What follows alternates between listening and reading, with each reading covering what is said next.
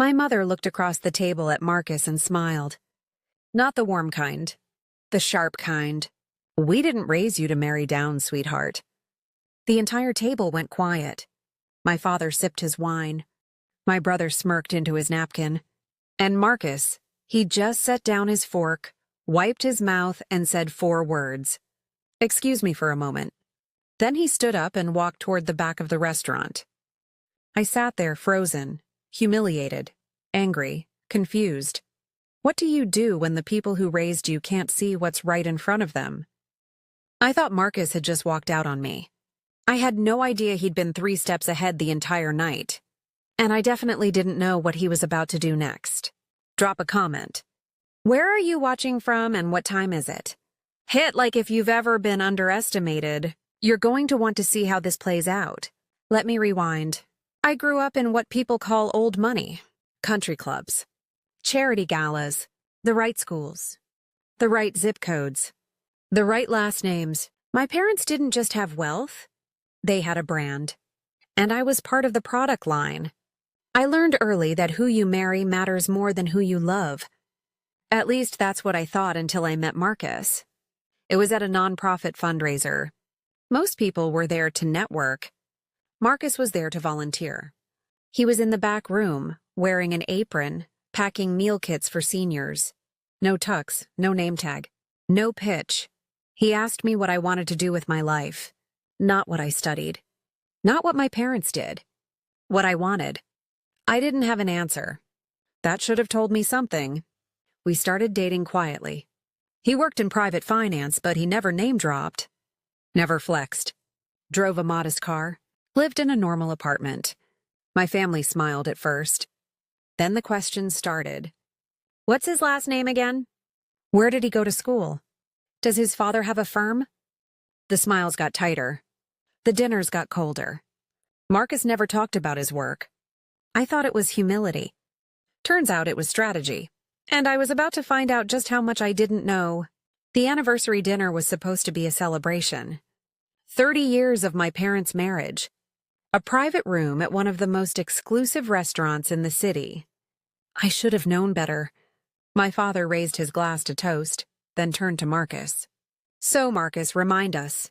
What exactly do you do? It wasn't a question. It was a test. Marcus stayed calm. I work in acquisitions. My mother laughed.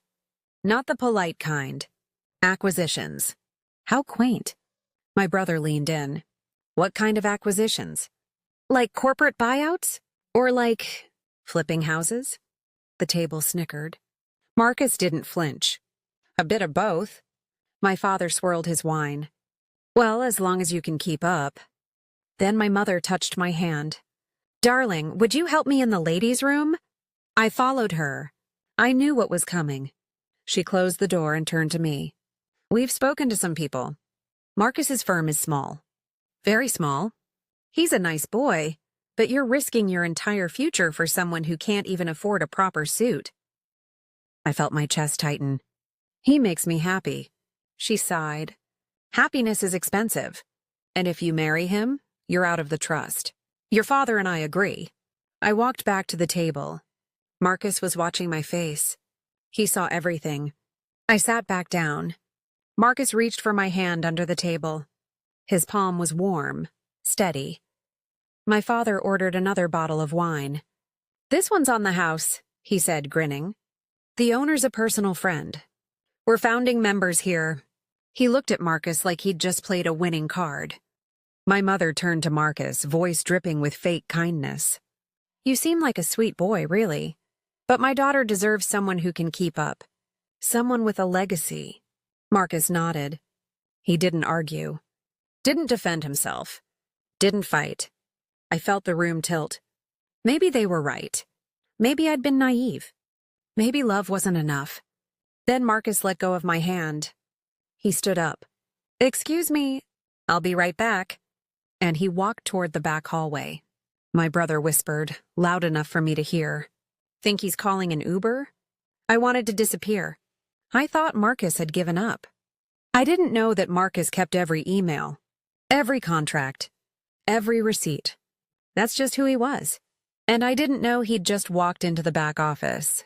2 minutes later, Marcus came back. But he wasn't alone. The restaurant manager was with him. A tall man in a suit, expression tight and professional. Marcus was carrying a slim folder. He set it on the table. My father looked annoyed. "What's this?" Marcus opened the folder, pulled out a single document. He slid it across the table. "You said you know the owner," Marcus said, voice calm. "So do I. We have quarterly calls." The document was an equity disclosure. Marcus owned 18% of the restaurant group. Not this location. The entire group.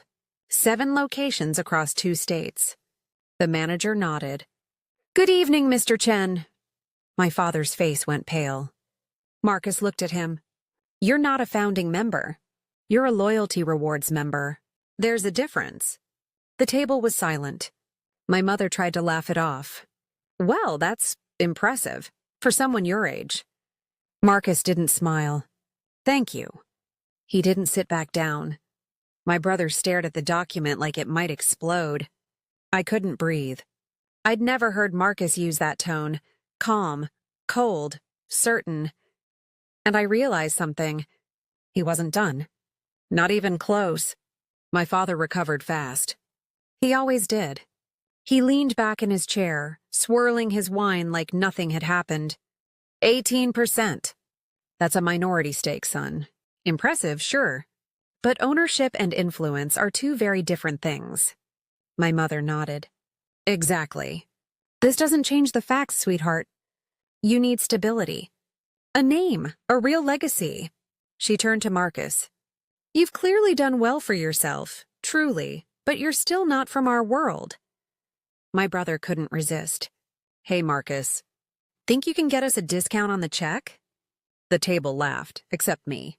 I opened my mouth to say something. Anything. Marcus touched my wrist. Shook his head slightly. Not yet. My father leaned forward. Look, I respect ambition. But let's be honest. Silent partners don't run companies. They collect dividends and stay quiet. That's the deal. He pointed at the folder. You've got a nice little investment. Congratulations. But don't confuse a stake with a seat at the table. My mother folded her hands. We're talking about family legacy, Marcus. Generational wealth, not stock portfolios. Marcus didn't blink. He just reached into the folder again and pulled out a second document. The air in the room changed. I could feel it. Something was about to break. Marcus placed the second document on the table. This one was newer, dated 3 days ago. It was a transaction record, a buyout, 62% controlling stake. My father squinted at it. What is this? Marcus's voice didn't rise. Didn't waver. As of Monday, I'm not a silent partner anymore. I'm the principal owner, the managing member. The manager nodded again. The transition finalized this week. Mr. Chen now holds majority control. My mother's hand froze on her napkin. My brother's mouth opened, then closed. My father's face drained of color. Marcus looked at him. We're also updating the membership program. It's part of the restructure. I stared at the document. The numbers were right there. 62%. Controlling interest. Marcus had just bought the restaurant. Not as a flex. He'd done it 3 days ago. Before this dinner was even scheduled. He knew.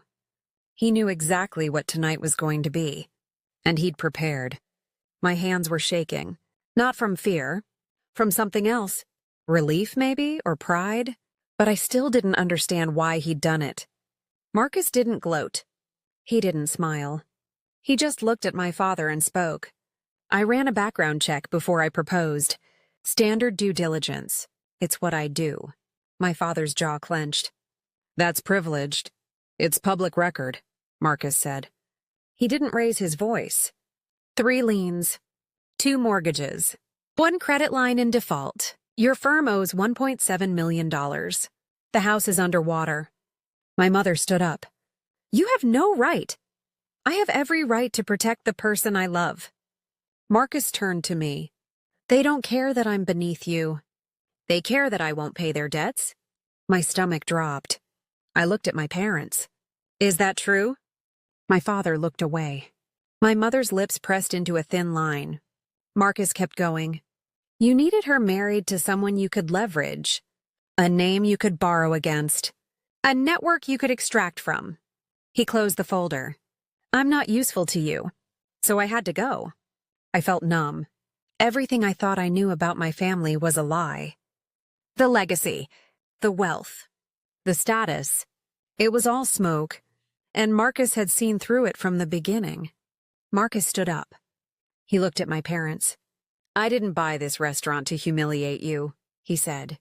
I bought it because it was undervalued and well managed. It's a good investment. He paused.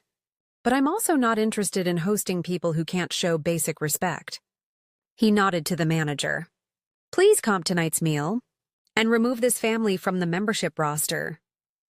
The manager pulled out a tablet. Understood, Mr. Chen.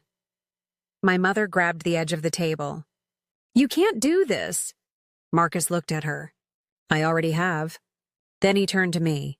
His face softened. If you want to leave with me, I'm parked outside. If not, I understand. He picked up the folder, and he walked toward the door. I sat there for maybe 3 seconds. Then I grabbed my purse. My mother reached for my arm. If you walk out that door, I pulled away. Then I walk out. I didn't look back. Not at my father. Not at my brother. Not at the table. I followed Marcus. And I didn't look back. Not once. We sat in his car. A modest sedan. Not the flashy coupe my brother drove. I was shaking. Marcus handed me his phone. On the screen was the full buyout term sheet. The restaurant group wasn't a trophy purchase. He'd been working on this turnaround for 2 years. He'd saved 62 jobs, renegotiated supplier contracts to support local farms, brought in ethical investors, launched a minority hiring initiative. It wasn't about revenge. It was about purpose. I scrolled through the documents. Then he showed me one more. A prenuptial agreement. He'd drafted it 3 weeks ago. It waived any claim to my family's money. Any trust. Any inheritance. Every single dollar. I don't want their legacy, he said quietly. I never did. He looked at me. I wanted to make sure you knew you could choose me without losing yourself. I started crying. Not sad tears. Relief. Through the restaurant window, I could see my family being escorted out. My father was arguing with the host. My mother's face was red. My brother was filming it on his phone, probably trying to spin some narrative for social media. The manager held the door open, polite, firm. They left. Marcus wasn't watching. He was looking at me. Do you want to go home? I nodded. He started the car. As we pulled away, I saw my father standing on the curb, phone to his ear. Probably calling his lawyer. Or maybe a publicist. It didn't matter anymore. That was the last time I saw my family as family. It was the first time I saw Marcus as my future. And I've never doubted that choice. Not once. We got married 4 months later. Small ceremony. Close friends. No drama over the guest list. I changed my will. Removed myself from the family trust. Started therapy. It wasn't easy. Grieving a family that's still alive is a strange kind of pain. But I needed to do it. My parents tried reconciliation. Twice. Both times came with conditions. We'll support you if Marcus signs a postnup. We'll pay for the wedding if you delay a year. I said no, not out of spite. Out of clarity. My brother sent a legal thread about defamation. It went nowhere.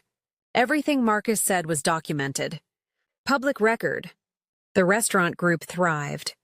Marcus expanded into 2 more cities. Opened a test kitchen for culinary students. Launched a financial literacy nonprofit for first-generation professionals. People who grew up like he did. Brilliant, capable, underestimated. I joined the board. Not as his wife. As a partner. I reconnected with one cousin about a year later. She apologized. Really apologized. No conditions. We have coffee sometimes. The rest of the family stayed silent. A year after the dinner, my mother sent a birthday card. No return address. just her handwriting. I didn't open it. Not out of hate. Out of peace. I'd built something new. Something mine. And I didn't need her approval anymore. Last month, we launched the Foundation's first scholarship class. 40 recipients. Full ride. Mentorship included. Marcus gave the opening speech. He didn't mention that dinner. Didn't mention my family. He talked about resilience. About seeing people for who they are, not what they're worth. I stood in the back and watched. And I realized something. Belonging isn't about blood or status. It's about respect. And sometimes the person who loves you most is the one willing to show you the receipts. So here's my question for you. Has anyone ever surprised you by being more than they seemed? Or have you been the one underestimated? Let me know in the comments. I read every single one, and if this story resonated, hit subscribe. There's more where this came from. One last thing. This is a fictionalized dramatization for entertainment purposes, not legal or financial advice. But the lesson is real. You can't buy respect, but you can choose who deserves yours.